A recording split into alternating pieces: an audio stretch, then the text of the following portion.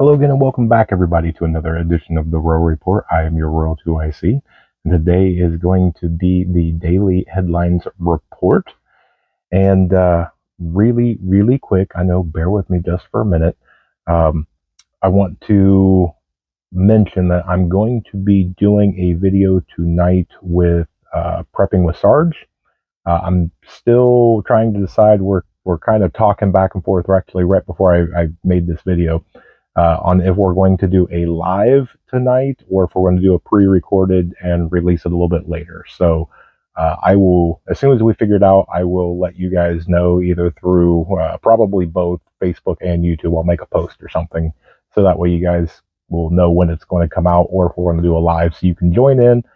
But there you have it. And then the second thing, really quick, is I had one of you reach out to me, send me some emails. You sent me some pictures and whatnot. So I got to see some of the property and the garden and some of your preps and different things. And I'll tell you what, it tickles me to death. I absolutely love to have the ability to come on here and do to my best ability and share what I know and try and help as many people as I can. And it actually makes my day. It gives me a really big smile that my influence is helping people, and so I love to be able to share that experience and kind of come along with the journey for you guys. So anytime that you want to share anything, good, bad, middle, you know anything, reach out to me. It may take me a couple hours, maybe a day or so to get back to you, but I, for the most part, get back to everybody. So, all right, let's jump into this. Again, no particular order. I'm going to start out with the biggest story. Now, I didn't really have much time throughout the day like I normally do. And normally during that kind of 9 to 5, I get a chance to kind of pop onto some of the big things, the Fox News, CNN, MSNBC. I just want to see what the headlines are. What are they talking about? I didn't get that chance today, so I'm not entirely sure what's mainstream or not today. But I'm sure that probably most of you have heard this. So last night, and I started to get these notifications around midnight, my time, about 2,000 people were evacuated on the South Korean island that is in the Yellow Sea. Now, if you don't know about this story, you're going to be going, okay, well, why were they evacuated? Well, South Korean intelligence intercepted radio comms from North Korea about an imminent attack. And turns out that it was, I don't know if it was quite an attack, to be honest. I see a lot of people that are talking about this, and they were saying, oh no, here it goes, North and South are going to get into it. North Korea fired about 200 artillery shells towards this island and towards the west coast of the South Korean peninsula.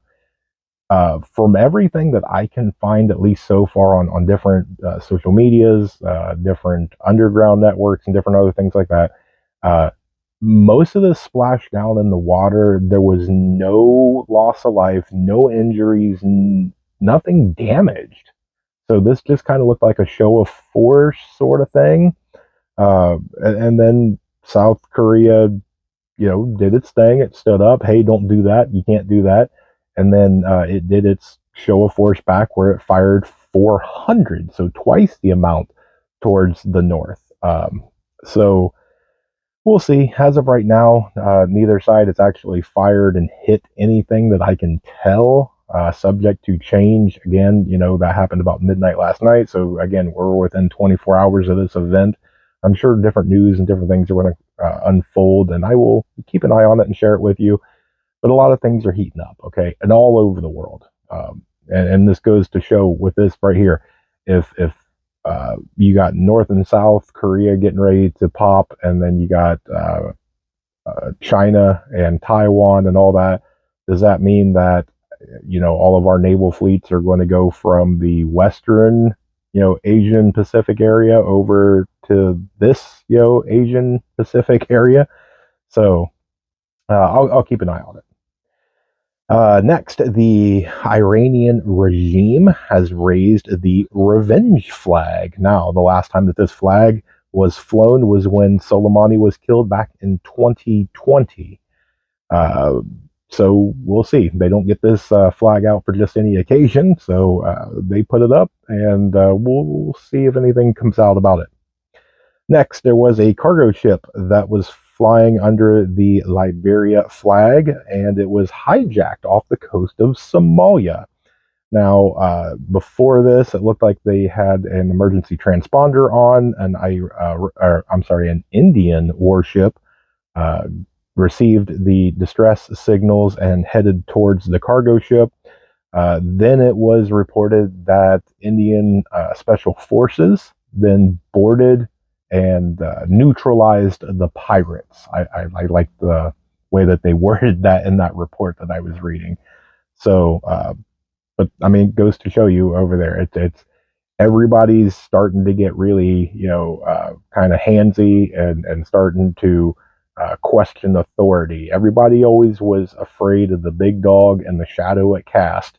And now that somebody has stepped up and started to challenge and starts to see, wait a second, we can actually get away with some stuff, or maybe we're not quite there, but while the attention is turned, we can sneak over and grab a little bit out of the bowl like everybody else is. So I look for this year that there's going to be a lot more of this. This is a couple of days into January, and we've already watched a ton of this go on. Uh, I'm predicting this is going to continue, and it's probably going to get a heck of a lot worse all over the planet. Um, Speaking of which, there were some suicide drones that struck two Israeli linked oil tankers in the Indian Ocean. So, again, just more maritime uncertainty and attacks. We'll keep our eye on that. Next, there is reports that ISIS members are entering into Germany, and that is actually increasing tenfold. That the number is growing exponentially. Now, what they're allegedly doing is they're using false documentation and coming in under the guise of actually being Ukrainians seeking asylum. And with the current German laws and whatnot on immigration, as long as you can, provide that some sort of documentation, paperwork, whatever, that you're Ukrainian, it's kind of like our southern border. Come on in. And so, again, this is just reports and whatnot. We'll see, but if that's true, that's very concerning for the Germans. So. Next, it looks like the Iraqi government is setting a date, and this is a date that is going to start some arrangements that will permanently put an end to the presence of the United States in the country. So it looks like some people either are not happy there, or some people are giving some influence to the Iraqis that maybe it's not a good idea to have U.S. troops and U.S. presence in the country. Now, some of the people that are still friendly with us that are over in that area, places like Saudi Arabia, Qatar, UAE, things like that.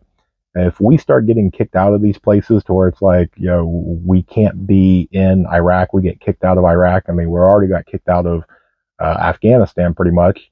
We get kicked out of Iraq.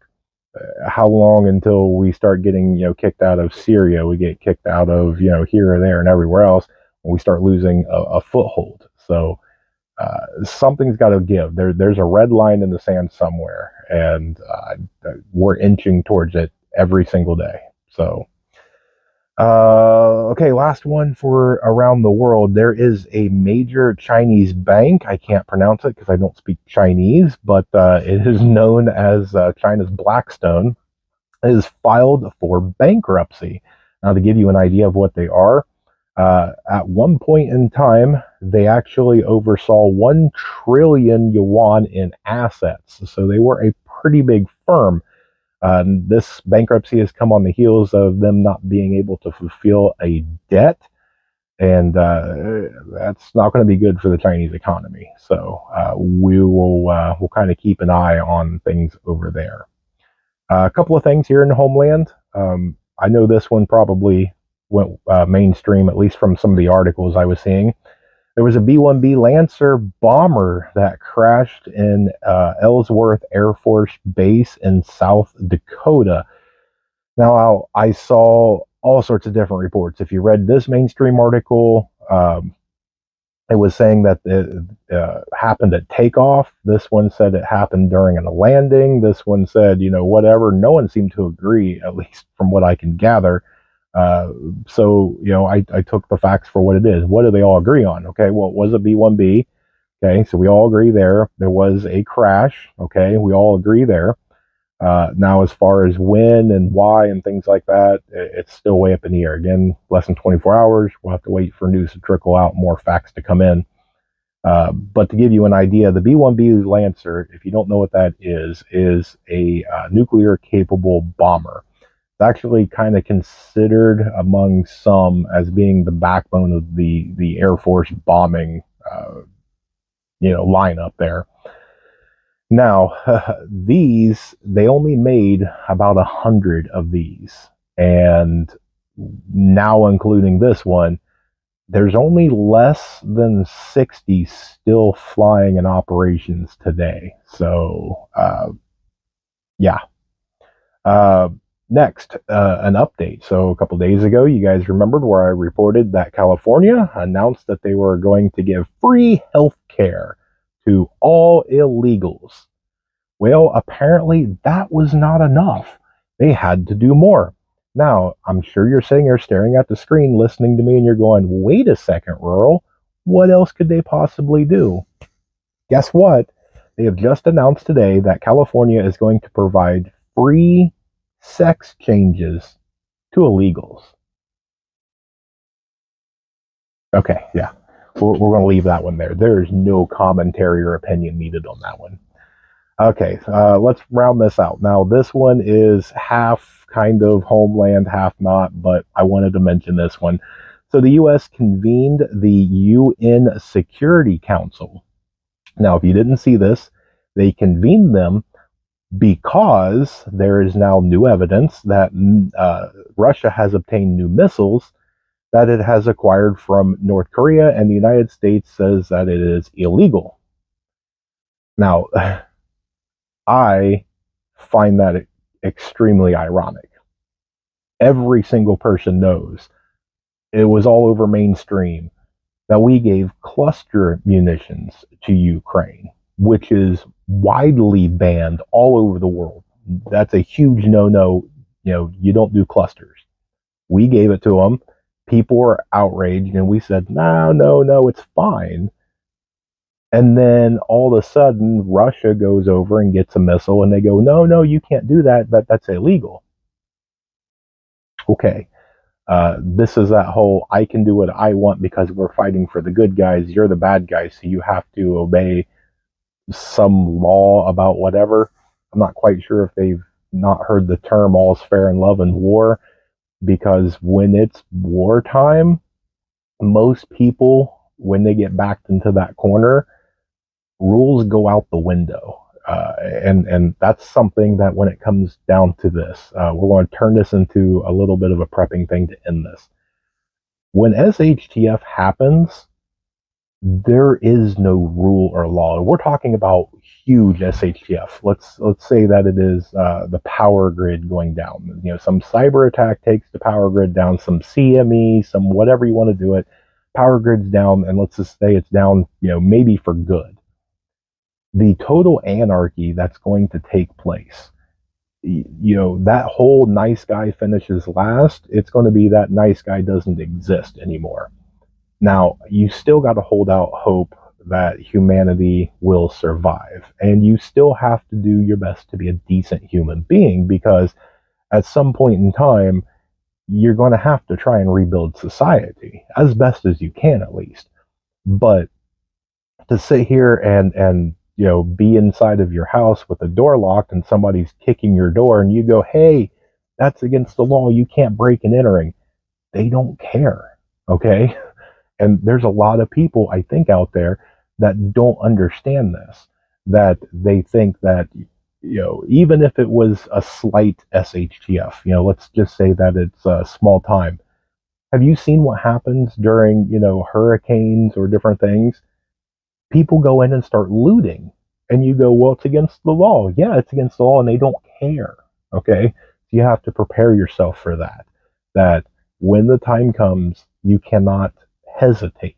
You have to make a decision. And that's why it's best to prepare. You want to preset yourself up and think about these situations so that way, God forbid, if one ever comes up, which we hope never happens, okay? It's kind of like having a fire extinguisher. We have it, we train with it so we know how to use it, and we hope that we never have to use it. It's the same thing here. You want to do an exercise and run through how to sweep your house, what to do if somebody's kicking your door and trying to get in. You go through and you train for that, hoping that that event never happens. But if the off chance it does, you're ready. You're more confident.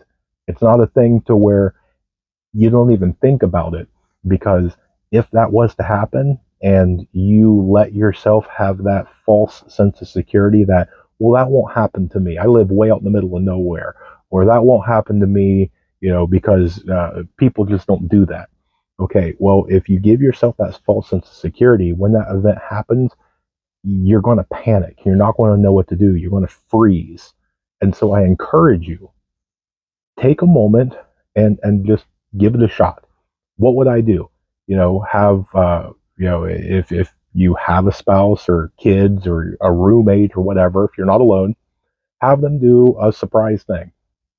Have them pick a time and have them drop a book or something on the floor, and that is the first time somebody kicked that door. What is your reaction? You don't know when it's going to happen. They do, and all of a sudden, boom! What do? Do you just and freeze? You panic. You don't know what to do. Your mind went blank. Or is it boom and you immediately jump up and react? You start going into motion. Your plan starts going before you even know what's going on. Your body's already reacting and moving. I'm actually a small segue before I end this. I had somebody reach out to me in an email and say that they wanted to do a one of the kind of, what do you want to call it? They want to prepare for like a grid down scenario, but they didn't want to turn off the electricity. And I was like, okay, I completely understand that. You don't have to go and switch the breaker off. I get it. Uh, but what I told them is leave everything on, just don't use anything. You don't have to turn your breaker off to where everything in your fridge is going to spoil, and uh, in an emergency situation, things got to reboot and things like that. No, go ahead and leave it on, but maybe turn the thermostat down from 70 to 62. Make it uncomfortable. Can you keep yourself warm? Don't put yourself in any danger. Make sure your fridge is there. But here's the thing: don't use your fridge. Don't turn on your tap water. Can you drink? Can you eat? Can you keep warm? Can you fix food? Can you keep yourself occupied? Is there things that you can do to where you're not putting yourself into extremes, but you're getting started. You're taking that baby step. And so they seem to like the idea. And so they said that they were going to try it this weekend and then kind of report back to me. So we'll see if they actually do it, which I have faith that they will. And then we'll see maybe what the results of everything was. So I'm excited to see that. But okay, that's all I've got for you guys today. So we're at the end of everything, to where you know what I say on this. If you made it this far, guess what? You rock. Thank you so much for spending some time with me. We're headed into the weekend. Fridays and the weekends are always seems to be a fun time. I know here in Ohio we got some snow coming this weekend and next week, so that'll be fun. Okay, so all right, guys. Stay tuned. More information to come. God bless you guys. Hope you guys have an amazing weekend. Say it with me now. Above everything else, remember to remain united, because we're all prepping in this together.